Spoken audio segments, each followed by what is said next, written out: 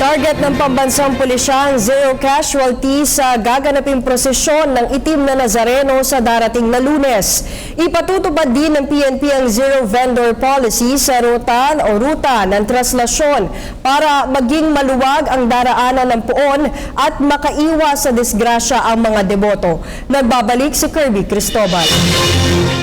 Zero vendor, yan ang target na maipatupad ngayon ng pambansang pulisya sa ruta ng Traslasyon 2017 ng itim na Nazareno sa Quiapo.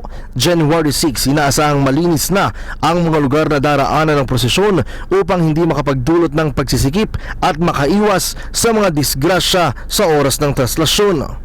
Patuloy rin ang isinasagawang clearing operations at road repairs sa ruta ng prosesyon sa pamamagitan ng DPWH at Manila Engineering Office. Ating clearing operations sa pagganap po ng traslasyon. Actually, tuloy-tuloy naman yung operation namin. After pa lang nung November 1, andito na kami sa ruta. Naglilinis na kami, nagre-repair ng mga drainage, nagde-declogging, nag-asphalting. So tuloy-tuloy yun.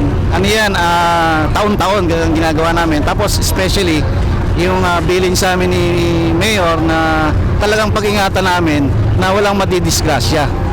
Sir, ano na lang po may advice nyo? May mga kalsada ring isasara sa January 7 na araw ng Sabado kung saan magaganap ang prosesyon ng mga replika ng itim na Nazareno. Samantala, nais rin ng pulisya na muling makamit ang zero crime rate sa mismong araw ng kapistahan tulad ng kanilang naitala noong 2016. Kaugnay niyan, magpapakalat ang Manila Police District ng nasa 2,000 mga pulis na ipupwesto sa Quiapo at Quirino Grandstand upang magbigay ng seguridad sa mga deboto.